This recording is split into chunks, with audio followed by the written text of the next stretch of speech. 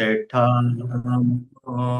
मया मनसा चेपदुःखेन भासति वा करोति वा ततो न दुःखमन्वेति चक्रं वा वहतो पदम् मनोपुब्बंगमा धम्मा मनोसेट्ठा मनोमया मनसा चेपसन्नेन भाषति वा करोति वा ततो न सुखमन्वेति छायावापनायिनी अकोचिन्मङ्गवधिमं अजिनीमङ्गहासि मे ये च तङ्गुपुनैहन्ति वैरं तेषं न सम्मति अकोचिन्मङ्गवधिमं अजिनीमङ्गहासि मे ये तन्न उपनैहन्ति वैरं तेषुपसम्मति नहि वैरेण वैराणि सम्मन्ति कुदाचनम् अवैरेण च सम्मन्ति एष धम्मो सनातनो परे च न विजानन्ति मयमेथयमामसे ये च तत्थ विजानन्ति ततो सम्मन्ति मेधगा शुभानुपश्यं विहरन्तम् इन्द्रियेषु असम्भुतं भोजनं मिञ्जमतञ्युं कुशीतं हीनवीर्यं तं वेपशहति मारो वातो रुखं वधुबलम् अशुभानुपश्यं विहरन्तम् इन्द्रियेषु सुसम्भूतं भोजनं हिंचमतयुं शब्दङ्गारद्धवीर्यं तं वेन पशहति मारो वातोऽशेलङ्वपबतन् अधिकसावकाशायं यो वत्थं परिदहेशति अपेतोदमसच्चेन न शोकाशाममर्हति यो च वन्तकसावश शीलेषु सुसमाहितो उपेतोदमसच्चेन शवेकाशाममर्हति असारे सारमतिनो सारे चासारदर्शिनो ते सारङ्नादिगच्छन्ति मिच्छा सङ्कप्पगोचरा सारञ्च सारतो अत्वा असारञ्च असारतो ते सारङ्गधिगच्छन्ति सम्मा सङ्कप्पगोचरा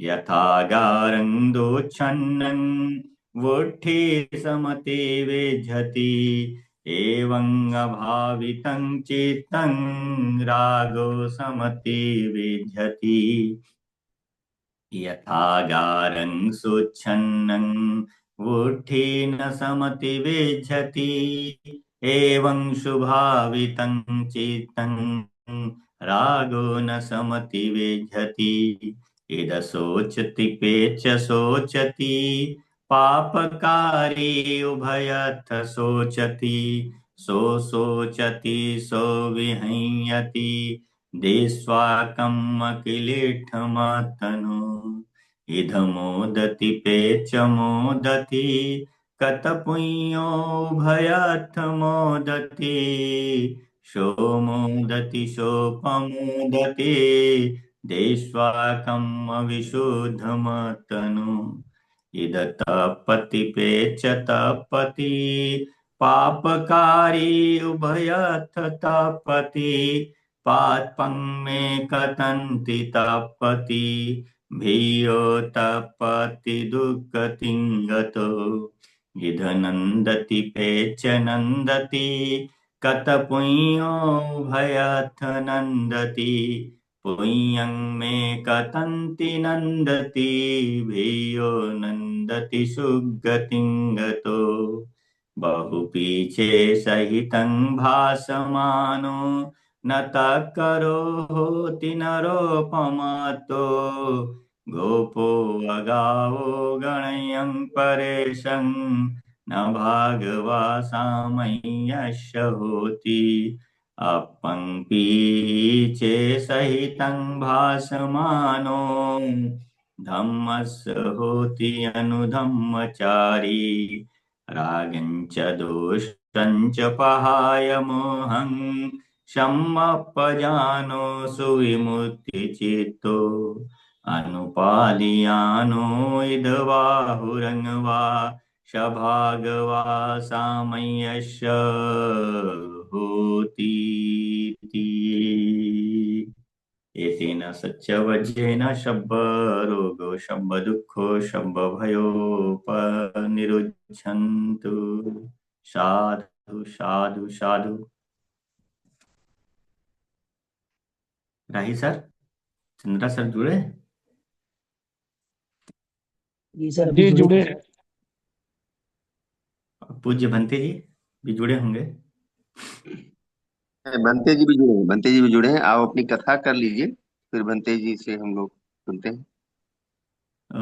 कथा बस ते सारंग नादि गच्छन्ति मिच्छा संकल्प गोचरा, और जो दूसरी गाथा थी सारंग च सारतो अत्वा असारंग च असारतो ते सारंग अधिगच्छन्ति सम्मा संकल्प गोचराति।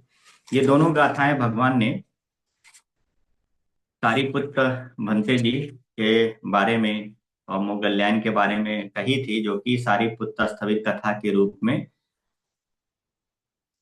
अट्ठ कथा में वर्णित है।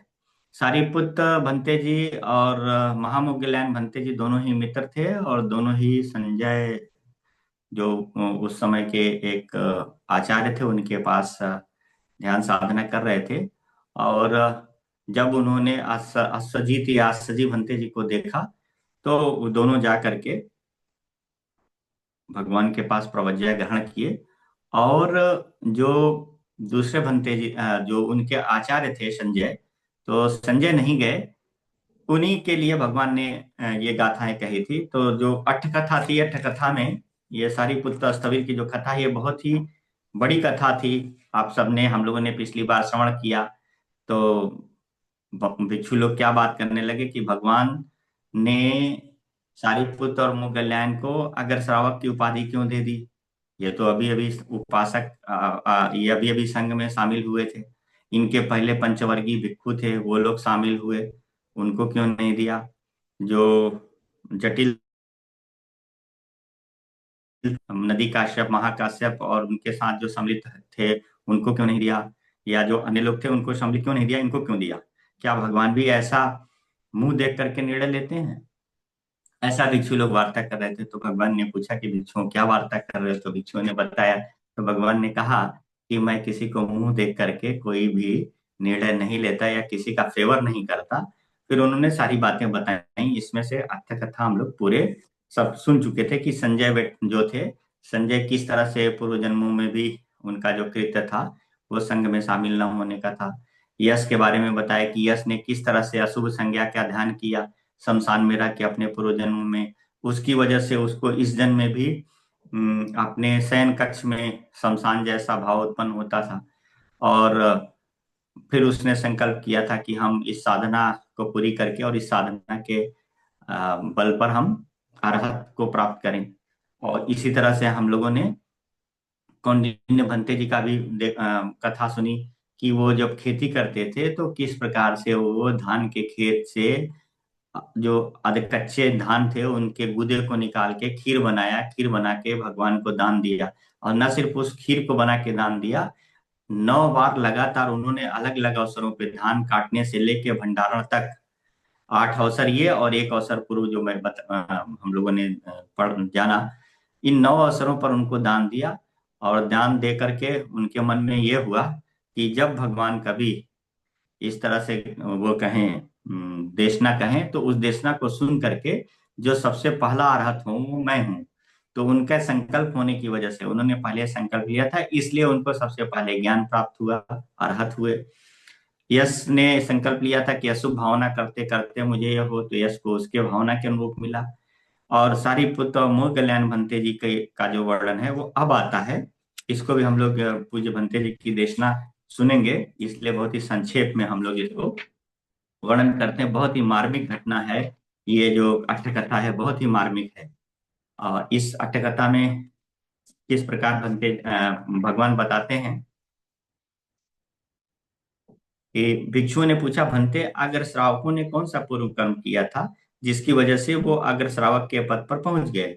तो भगवान से उन्होंने प्रार्थना किया, तो भगवान ने बताया कि अग्र श्रावकों ने इसके लिए अपने पूर्व जन्मों में प्रार्थना किया था।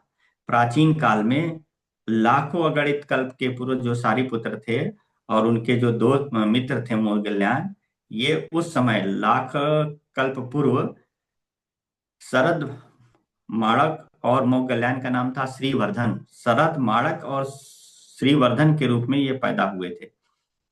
शरद माणक के पिता मरने के बाद बहुत सारी संपत्ति छोड़ के गए थे, तो वो संपत्ति देख करके एक दिन विचार करने लगे कि जब मेरे पिताजी जिस तरह से शांत हो गए, इसी तरह से मैं भी एक दिन शांत हो जाऊंगा। तो शरद ने सोचा कि भाई इतनी सब संपत्ति का मैं क्या करूंगा, ये सब संपत्ति छोड़ करके मुझे अपने मृत मित्र श्रीवर्धन के साथ मोक्ष धर्म की गवेषणा करना चाहिए, मोक्ष धर्म का अन्वेषण करना चाहिए कि मोक्ष के प्राप्ति के लिए क्या धर्म होता है अरहत्व के लिए।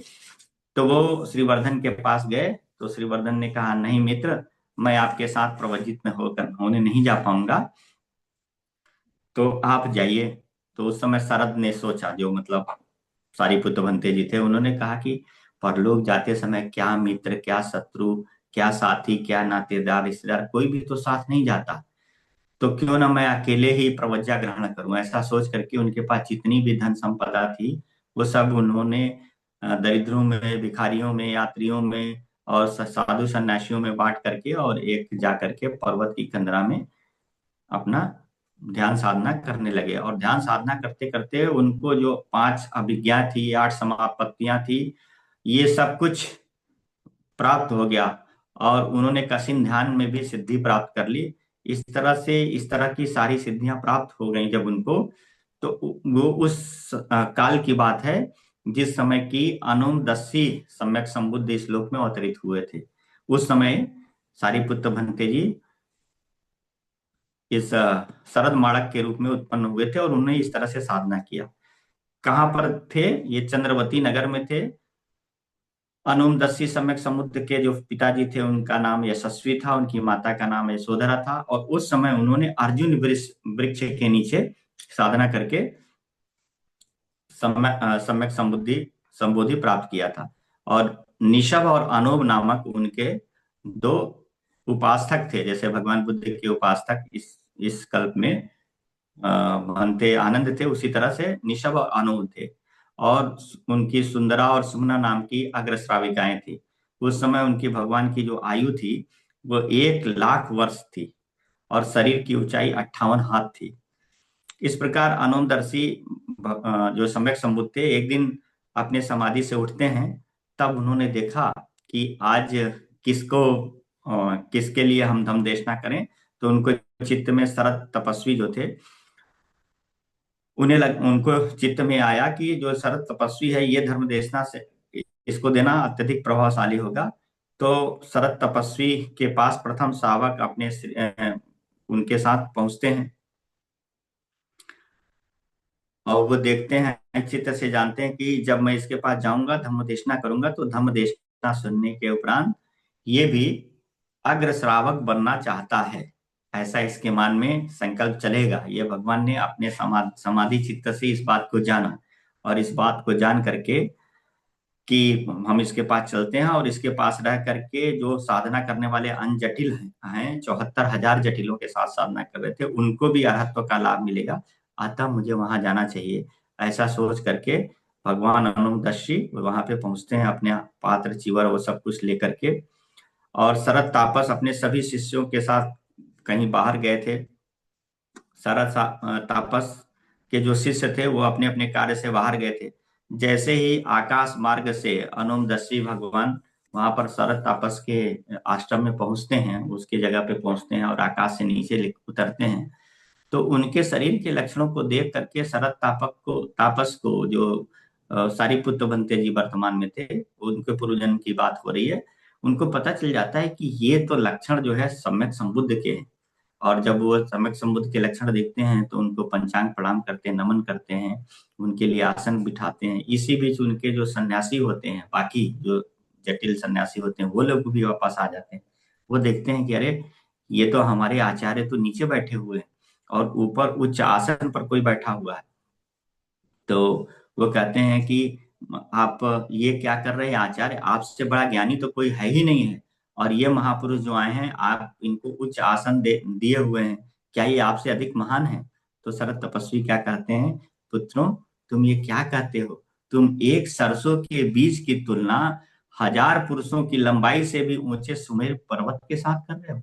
मैं तो एक सरसों के बराबर हूं, लेकिन ये जो सम्यक संबुद्ध, ये जो बैठे हुए हैं सम्यक संबुद्ध, ये तो सुमेरी पर्वत से भी बड़े हैं। तो सब तपस्वी सोचते हैं कि हमारे आचार्य जो इतने महान हैं, इन्होंने एक सरसों की तुलना और एक सुमेरी पर्वत से किया, इसका मतलब ये कोई बहुत ही महान व्यक्ति हैं, कोई बहुत ही महान महापुरुष हैं। वो सब भी उनको प्रणाम करते हैं। फिर शरत तपस्वी की जंगल में रहते हैं, वो कहते हैं हमारे पास इनके आदर सत्कार के लिए क्या है, तुम लोग जल्दी से कुछ ले आओ। तो वो सब अपने रिद्धि बल से फल फूल वगैरह लेके आते हैं, धुल के उसको भगवान के सामने जब रखते हैं, तो जो ग्रंथ कहता है कि बुद्धों की ये जो परंपरा होती है कि जब भी भगवान कुछ खाने के लिए स्वीकार करते हैं तो देवता लोग उसमें ओज का प्रक्षेपण कर देते हैं, ओज भर देते हैं। हम लोग जब भगवान के सामने कुछ रखते हैं ना तो कहते हैं ओजवंतंग रसवंतंग गुणवंतंग, ये खाने की जो वस्तु है वो से परिपूर्ण है, रस से परिपूर्ण है, गुणों से परिपूर्ण है, ऐसा हम आपके सामने अर्पित कर रहे हैं, ये प्रार्थना करते हैं। तो इसी तरह से उन लोगों ने प्रार्थना करके रखा। भगवान जब भोजन कर लेते हैं तो भगवान सोचते हैं कि अब हमें धर्म चर्चा प्रारंभ करनी चाहिए। तो उनको विचार में आता है कि अगर दो जो हमारे अग्र श्रावक हैं वो सभी भी यहाँ पर रहें तो बहुत ही अच्छा होगा। ऐसा करके जैसे ही वो संकल्प करते हैं तो उनके संकल्प करते ही दोनों अग्र श्रावक 1,86,000 भिक्षु अग्र श्रावकों के साथ वहां पर आ जाते हैं, सब बैठते हैं।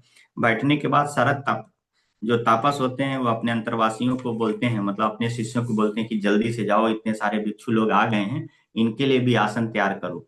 तो अब आप सोचिए कि वो जो शरत तापस के सन्यासी हैं, जो जटिल हैं, वो कितने रिद्धिमान हैं।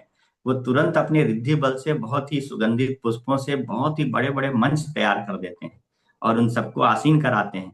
भगवान बुद्ध जो तो आसीन थे ही, उनके लिए उनके जो बाकी दो अग्र श्रावक आते हैं उस समय के, उनके लिए बनाते हैं। जो बाकी उनके साथ संग होता है उन सब के लिए बनाते हैं। फिर एक अलग से बहुत ही अच्छा सा आसन बनाते हैं, उसको फूलों से बिछाते हैं, विविध प्रकार के फूलों से बिछा करके।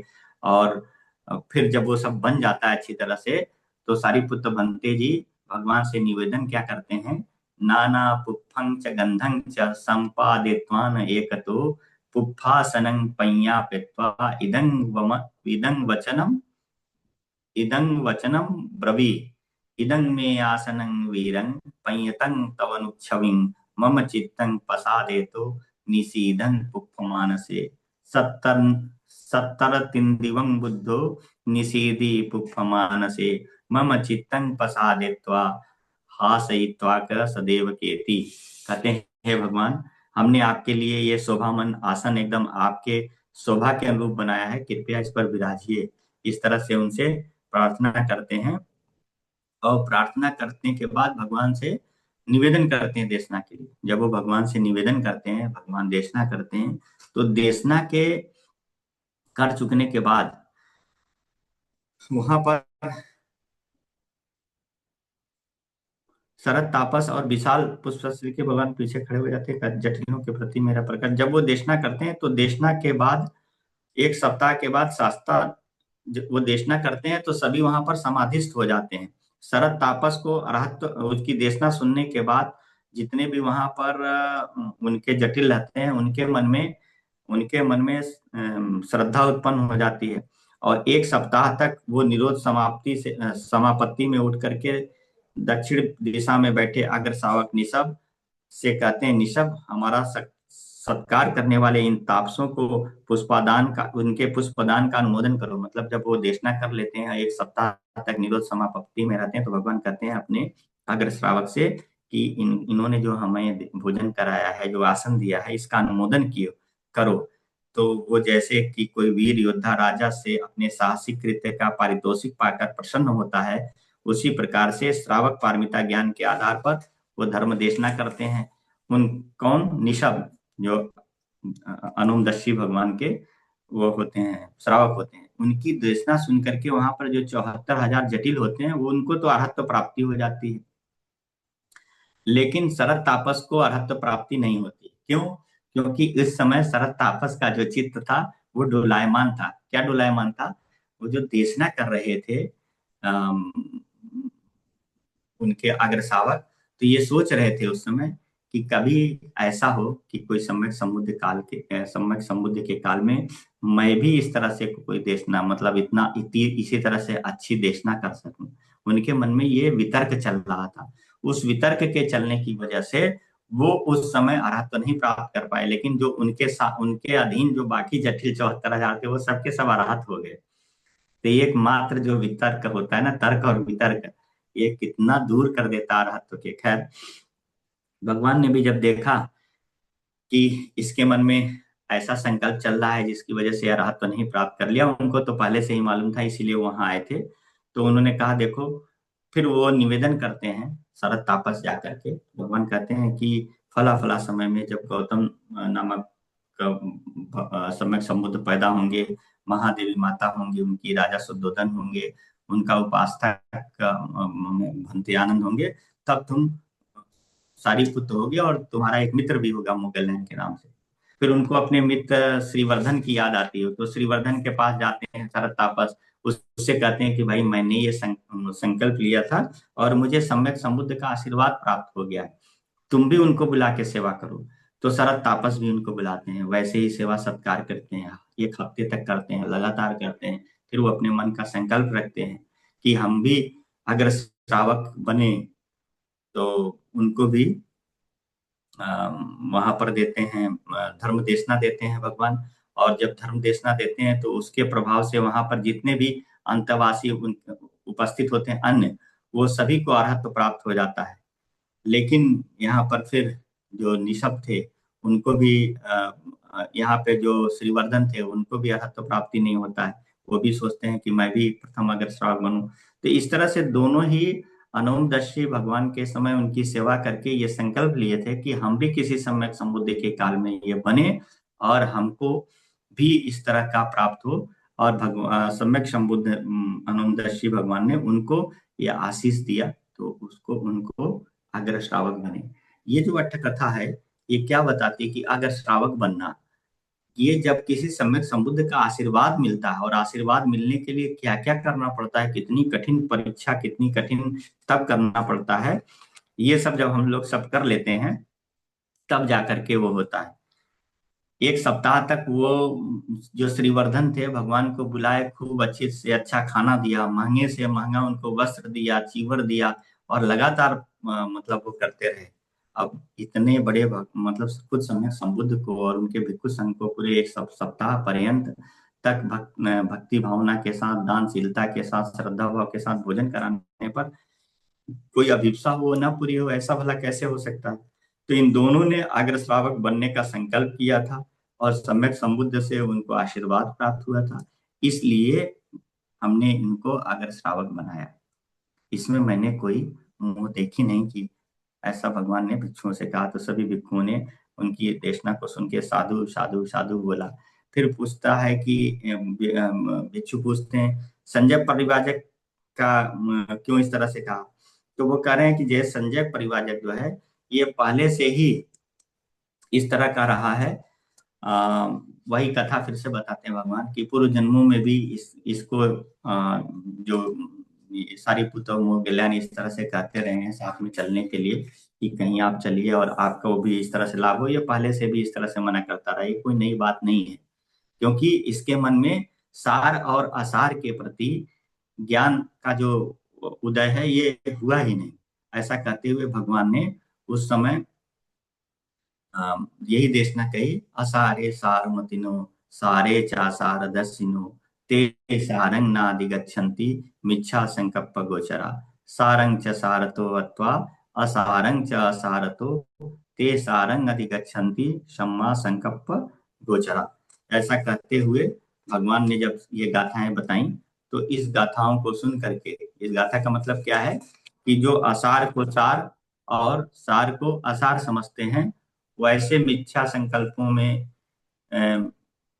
मिथ्या संकल्पों से ग्रसित जो पुरुष होते हैं वो सार वस्तु को प्राप्त नहीं कर पाते हैं, और जो सार को सार और असार को असार करते समझते हैं, ऐसे सम्यक संकल्प करने वाले जो लोग होते हैं वो सार तत्व को प्राप्त कर लेते हैं, अर्थात अरहत्व को प्राप्त कर लेते हैं।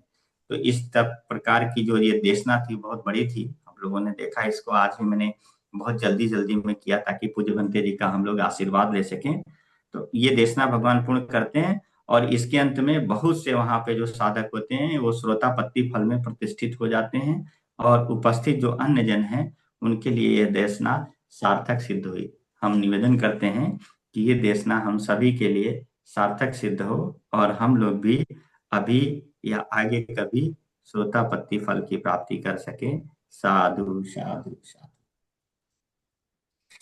इसके आगे हम आमंत्रित करेंगे श्री राजेश चंद्रा सर को, अपने संघ नायक को, जो कृपया आए और आगे का कार्यक्रम आगे क्या आज ये जो धम्म परिषद है इसका संचालन करें।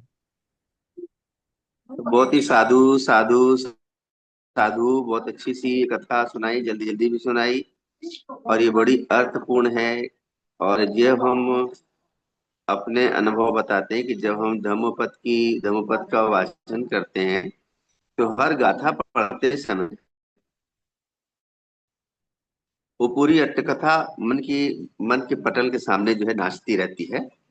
तो वो ज्यादा अट्टकथा का अर्थ ही होता है अर्थ सहित कथा, कि कथा का अर्थ पूरा उतर जाता है। और सबसे बड़ा इसका विधायक पक्ष ये है, धनपद की अट्ट कथाओं को पढ़िए तो हर गाथा जो भगवान सुनाते हैं, हर गाथा के अंत में ऐसा ही प्रसंग मिलता है, ऐसा ही वाक्य मिलता है कि सुनने वाले बहुत से लोग श्रोतापत्ति फल को प्राप्त हो गए। कम से कम श्रोतापत्ति फल तो पाने वाले ही हैं। आज की जो कथा हमने सुनी, ये जब मैं इसको पहली बार पढ़ा था तो भी मेरा मन बात सोचने को लगा कि भगवान पर भी पक्षपात का आरोप लगाने वाले लोग उनके संग में मौजूद थे, कि भगवान ने सारे पुत्र मोदगल ने को क्यों बना दिया, वो उनके इतने निकट क्यों है, वो इतने प्रिय क्यों हो, हम इतने दिन से उनके पैर छू रहे हैं, उनके आगे पीछे नाच रहे हैं, लेकिन वो अभी आए और आते ही उनको धम्म सेनापति बना दिया। लेकिन बुद्धों की प्रज्ञा को हम समझते नहीं है कि वो कितनी दूर की होती है, कितनी दूरगामी चीजों को देख रहे होते हैं। लेकिन ऐसे आरोप प्रत्यारोप लगाने वाले तब भी होते हैं। तो अभी आज हमारे साथ जो बनते जी जुड़ने वाले हैं, आए गए हैं हमने कथा के लिए, और जिनको जोड़ने के लिए हमने आज आपके साथ साझा किया था वो बहुत दूर होने की वजह से नेटवर्क नहीं मिल रहा है। लेकिन हमारे यहाँ थाईलैंड में जो हमारे मेजबान हैं पूज्य भंते जी तारपूर्ण, हम लोगों के बड़े प्रिय, बड़े मैत्रीपूर्ण है, वो अपने साथ जुड़े हैं। और ये जो थाईलैंड की जो यात्रा है, ये बड़ी अर्थपूर्ण यात्रा कई सारे उद्देश्यों को लेकर की गई है, और हम उसको काफी अर्थपूर्ण बना रहे हैं। अभी यहाँ देख रहा हूँ कि जो अट्ट कथाएं हैं, यहाँ लेवल 9 तक पाली भाषा सिखाई जाती है। पूरी एक यूनिवर्सिटी है। तो शुरू के जो पहली श्रेणी से लेके चौथी श्रेणी तक लेवल तक रहता है, वो पाली व्याकरण की शुरुआती ही धम्मपद की अट्ट कथाओं से करते हैं। वहां चूंकि हम होकर आए, वहां मुझे संबोधित करना था, वो अवसर मिला। आज फिर एक एकेडमी में गए, धम्म स्टडी के 3 साल के कोर्सेस हैं, तो उन सब पे हम आप लोगों से बात करेंगे। हमारे साथ कुछ बनते जितार पूंजी बनते जी जुड़ गए हैं, so I will request him, Bante ji, this is the group. Weekly we are joining here for Dhammapad Attakatha, so that may continue. So I request you for your desana and as well as your blessings. Okay. First, today have Atthakatha already, so I think we just talking for the topic about the Royal Dhamma study. तो अभी चूंकि अट्टकथा आप सुन ही चुके हैं, तो अलग से उसमें हमें देशना की जरूरत नहीं है, लेकिन आज हम रॉयल धम्मा स्टडी के बारे में थोड़ी सी बात करेंगे। I will introduce about this program because it's the very good way for study Buddhism for Thai people. तो आज इस कार्यक्रम के बारे में आपसे बात करूंगा। थाई लोगों को अध्ययन करने के लिए ये बहुत ही अच्छा एक कार्यक्रम होता है थाईलैंड में। बंते जी ने बोला नहीं, लेकिन बता दूं साथ में कि थाईलैंड के जरिए ये प्रोग्राम जो स्टडी का है चलता है, इंडोनेशिया में चलता है, बर्मा में चलता है, अमेरिका में चलता है, कनाडा में चलता है, इंग्लैंड में चलता है। और मजे की बात है, भारत में जहाँ से इसका उदय है वहां नहीं चलता है। हम उसको चलाने के लिए यहाँ आए। Because this the platform for educate for study Dhamma, they have more than 100 years. Separate for 4 subject is the cover all the knowledge that Buddhism or Buddhist people will must know. तो ये जो कार्यक्रम चलता है ये पिछले लगभग 100 साल से चल रहा है इस देश में, और बुद्ध धर्म को समझने के लिए जो अपने को बौद्ध कहते हैं, जिनको न्यूनतम जानकारी जो होनी ही चाहिए, वो हमारा यहाँ का पाठ्यक्रम है। From the start 1 year from start date until examination, maybe use the timing around 6 months, and the date for examination in India we decide around March in every year. तो ये जो इसका पहला लेवल है वो लगभग 6 महीने का रहता है एडमिशन के बाद। फिर इसकी परीक्षा मार्च के महीने में होती है, और ये पूरे ग्लोबली होती है, पूरे विश्व में होती है, जो कि थाईलैंड से संचालित होती है। हम ऐसा भारत में भी शुरू करेंगे।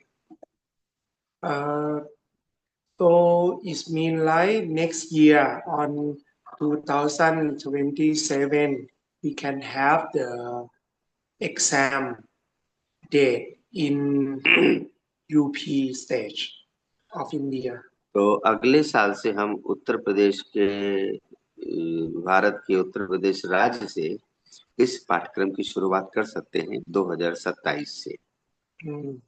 It's very good news because last year we only have one field for examination of the mark only in Buddhagaya more than 10 years. But next year we have a good chance for UP stage people for join the exam is comfortable more than last time. तो पिछले 10 वर्षों के प्रयासों के बाद हमें पिछले साल कुछ छात्र जो है बोध गया में मिल पाए थे, जिनकी हमने परीक्षा भी ली है। लेकिन अभी हमें लगता है कि आने वाले वर्षों में उत्तर प्रदेश राज्य से हमें ये धम्मा स्टडी के लिए जो इच्छुक अभ्यर्थी हैं मिलेंगे। And I think you will find the way for coming for study. We will make the plan maybe around 6 months or less than 6 months for let you join the classroom until the examination date. I think that program will make you excellent in Buddhism or in 3 years. तो बौद्ध धर्म की अंदरूनी जानकारियों से भिज्ञ होने के लिए मुझे उम्मीद है कि ये कार्यक्रम बड़ा ही अच्छा होगा आप लोगों के लिए। इसके जो पहले श्रेणी का कार्यक्रम रहता है वो 6 महीने का रहता है और हमें उम्मीद लग रही है कि आने वाले समय में ये भारत के लिए, उत्तर प्रदेश के लिए बड़ा अच्छा होगा। Most venerable, who in charge in management of this Royal Dhamma study in Thailand. The director also is the Wise Supreme. He also think we must bring the Dhamma of Buddha back to the Buddha land. तो ये जो royal धम्मा study का यहाँ का केंद्र है जो कि थाई सरकार के द्वारा संचालित है और यहाँ की वंशागत चला आ रहा है, उसके जो डायरेक्टर हैं उनके अंदर भी इस बात की तीव्र इच्छा है कि भारत में ये धम्म संपदा वापस जानी चाहिए और इससे आवागमन अच्छा होगा। So it's not only the knowledge of Buddhism, mean like the relationship of both country, India and Thailand, will more stronger by Buddhist. It means you can have everything in the good way together. तो ये धम्म के अध्ययन का पाठ्यक्रम जैसा नहीं होगा बल्कि ये इंडो थाई, भारत और थाईलैंड के संपर्कों, उसके विदेशी संबंधों के लिए भी एक उसको प्रगाढ़ करने की दिशा में एक अच्छा कार्यक्रम हो सकता है। And UP stage is the first that we try to starting expand for India local people. तो यूपी उत्तर प्रदेश भारत का पहला ऐसा राज्य होगा जहां से हम ऐसे पाठ्यक्रम की शुरुआत करेंगे। If in soon will successful, we can expand in other stage also. So that time, I request you all you come to join this program for help, volunteer that you can help and come to join for be one student for the exam. This program. तो इस कार्यक्रम के जरिए उत्तर प्रदेश इससे जुड़ेगा और उत्तर प्रदेश के लोगों के लिए, और यदि इसमें हम कामयाबी पाते हैं तो उसको भारत के दूसरे राज्यों में भी हम विस्तार देंगे और मुझे इससे उम्मीद लगती है कि ये बहुत ही अच्छे से चलेगा। From now we have the book or the material for studying in English that we have the sample already. But I talking with Dr. Chandra, Rajesh Chandra is about if we can have the version in Hindi, Devanagari Hindi. Maybe it's better for reading or studying of local people. So if now from now we have the English version, so I think you can come. Many people can read English and then understand. You can reply, make the paper in Devanagari also, but you must study from English first. तो अभी जो हमारे पास पाठ्यक्रम है वो अंग्रेजी में है और भंते जी ने बताया नहीं कि अंग्रेजी में है और या फिर वो थाई में है और बाकी जो अन्य देशों के साथ है, इंडोनेशिया है, वियतनामीज है, तो वहाँ की भाषाओं में भी है। हिंदी में ये पाठ्यक्रम अभी नहीं है और राजेश चंद्रा जी के साथ जो मेरी बात हुई है वो आने वाले समय में ये सारा का सारा पाठ्यक्रम हिंदी में तैयार करने के लिए संकल्प है और तब ये कार्यक्रम बहुत ही अच्छा होगा, हमें ऐसा लगता है। Before I think introduced many times, but this time is very close to be the real program in next year. तो मैं पिछले कई वर्षों से इस तरीके के कार्यक्रम के बारे में प्रयास कर रहा हूँ, लोगों से बात कर रहा हूँ, लेकिन मुझे कामयाबी नहीं मिल रही है। लेकिन इस बार पहली बार हमें लग रहा है कि हम काफी निकट हो गए हैं और इस कार्यक्रम को हम चला ले जाएंगे। Today is have very good many good signs for make our program success. everybody is trying to help, and I think government of Thailand and Sangha committee and everyone Buddhism in Thailand will help for this program to be happen in India. तो इस तरह के कार्यक्रम को भारत में और उत्तर प्रदेश में सक्रिय करने के लिए, संचालित करने के लिए थाईलैंड की सरकार और यहाँ की रॉयल जो स्टडी ग्रुप है वो और यहाँ का पूरा महासंघ सब के सब इस कार्यक्रम को भारत में कामयाब करने के लिए कृत संकल्प हैं और ऐसा लगता है ये होगा. Because this time is not only your committee or your foundation or your association join with some of university or some organization in Thailand, but this time you join with Thai government and the committee of Sangha, Thai Sangha. Is very big chance for us for make many things happen about Buddhism in India.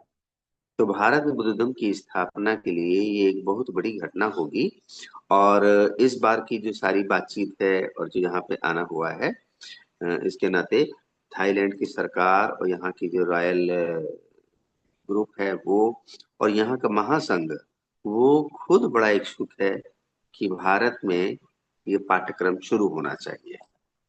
Okay, maybe in the last minute of introduce or talking today, maybe I need some asking some. You have any question about this topic or not?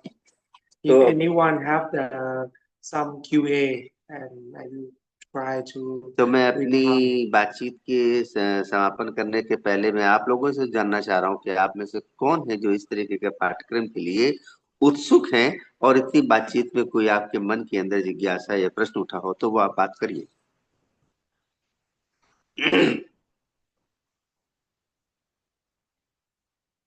जिस किसी को बोलना है अपना speaker on करके अपनी बात पूछ सकते हैं. कुछ समझ में आया है, जो नहीं समझ में आया है वो आपको बात करिए.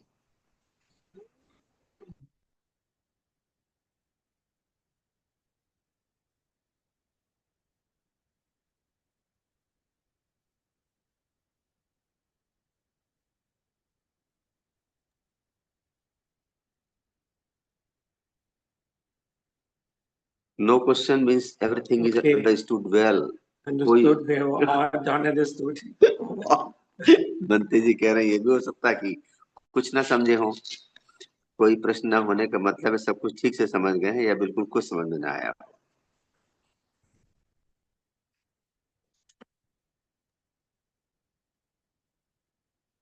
कोई प्रश्न ना होने का एक मतलब ये भी है कि कोई कंफ्यूजन नहीं है.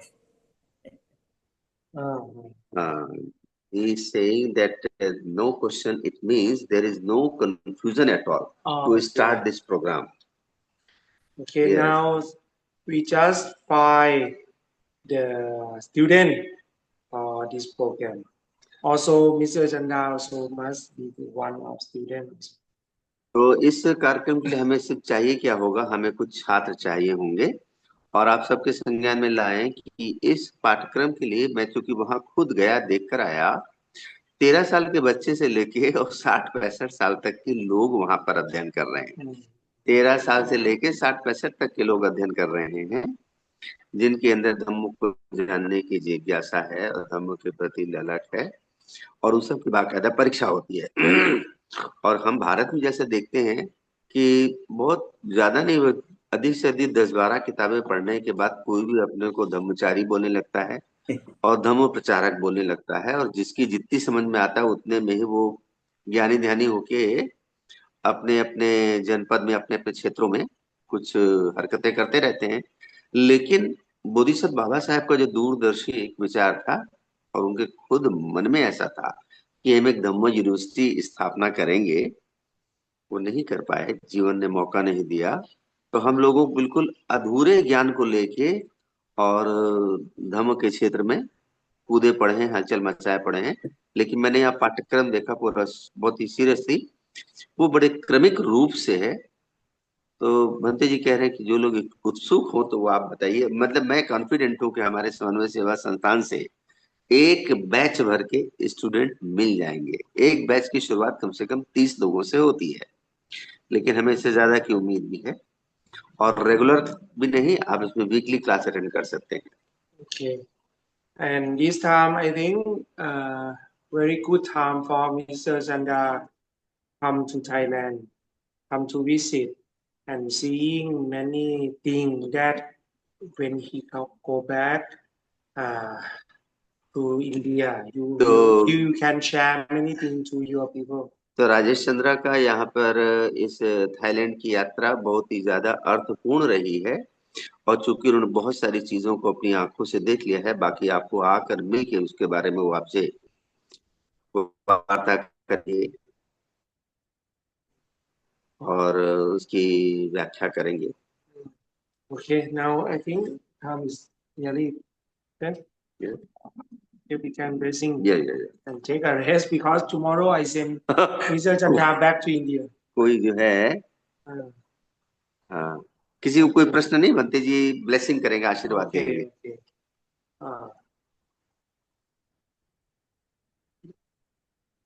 Yatha varivaha pura paripurente sagaram eva meva ito dinam ketanam upakapati ichi tang patitang tumhang kipameva samisatu sape purendu sanggapa kando panaraso yatha manicho ate raso yaสัพพิติโยวิวัชชันตุสัพพะโรโควินาศตุมาเตภววันตารายโยสุขีทีกายุโกภวะอภิวาทนาสีริสานิจังบุตตาปจายโนชาตารโรธรรมาวัฏันติอายุวันโนสุขังภะลังสัพพพุทธานุภาเวนะสัพพธรรมานุภาเวนะสัพพสังฆา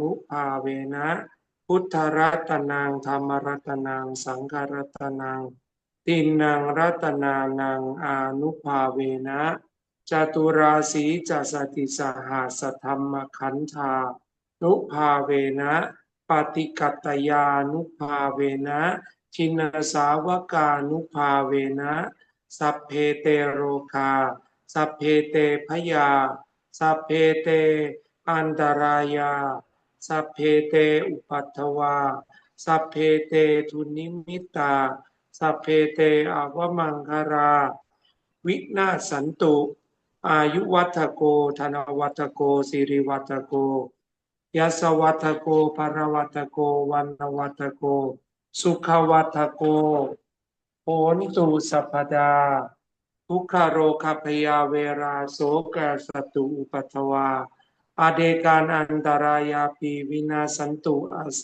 สโตชยสิทธิธนังลาพังโสติทัพยังสุขังบารังสิริอายุจวันโนจาโภคาวุติจยสวาสาตาวาสาจะอายุจาชีวาสิทธิภวันตุเตภวตุสาปมังกรังรักขันตุสาปเดวตาสัพพพุทธานุภาเวนะสดาโสธีภวันตุเตภวตุสาปมังคารังรักขันตุสาปเดวตาสัพพธรรมานุภาเวนะสดาโสธีภวันตุเตภวันตุสาปมังคารังรักขันตุสาปเดวตาสัพพสังฆานุภาเวนะสดาโสธีภวันตุเต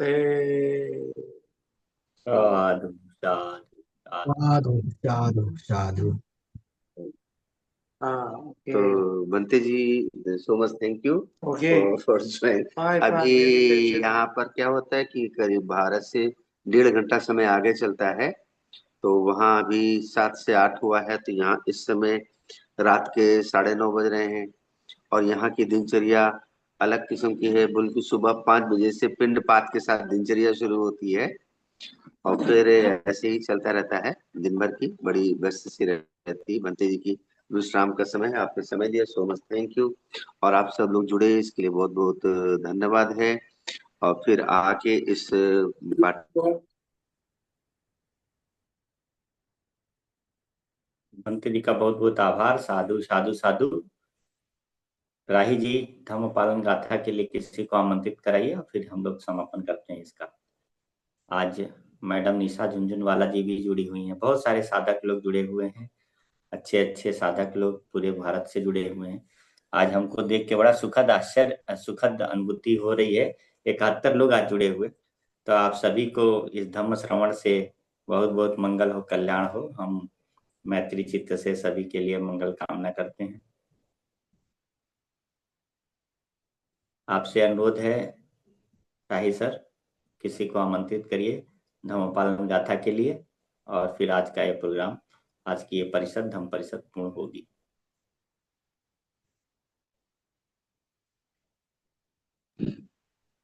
Sheila Borkar दीदी। जी सर, जी सर, धम्म धन्यवाद। पालन गाथा कीजिए दीदी। जी जी, आवाज आ रही है ना बराबर? आज मैं एक्चुअल में मोबाइल से जुड़ी हूँ। हाँ आ रही दीदी। अच्छा ठीक।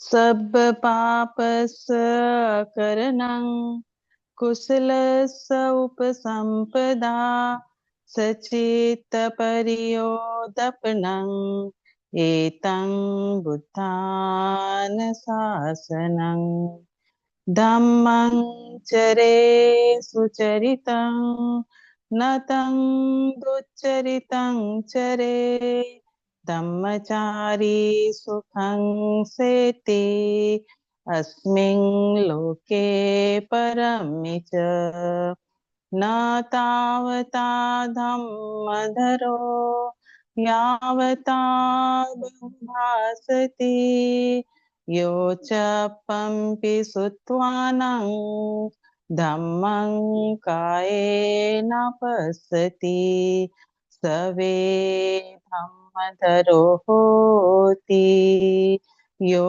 धम्मं नपमज्जति नत्थि मे शरणं अय्यं बुद्धो मे शरणं वरं एतेन सच्चवच्चेन होतु मे जयमङ्गलम् नत्थि मे शरणं अय्यं धम्मो मे शरणं वरं एतेन सच्चवच्चेन होतु ते जयमङ्गलम् नत्थि मे शरणं अय्यं संघो मे शरणं वरं एतेन सच्चवच्चेन होतु ते जयमङ्गलम् नमो बुद्धाय नमो धम्माय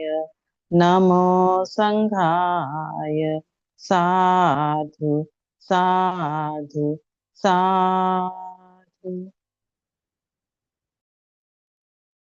साधु साधु साधु साधु साधु साधु। अगली उपोषण तिथि 17 तारीख को है, अमावस्या होगी। और 17 तारीख की अमावस्या में आप सभी लोग पुनः अगली जो कथा है नंद स्थविर की और उसके साथ जो गाथाएं हैं, ये धीरे धीरे धीरे, जैसे उसमें आता है ना कि बूंद बूंद करके पुण्य इकट्ठा हो जाता है, ऐसे ही हम लोग बूंद बूंद करके अपने धर्म बल को बढ़ा रहे हैं, अपना पुण्य धर्म से अपना पुण्य स्थापित कर रहे हैं।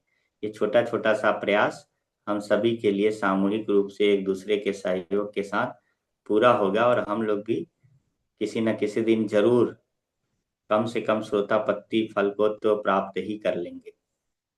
इसी मंगल कामना के साथ सभी को शुभ रात्रि।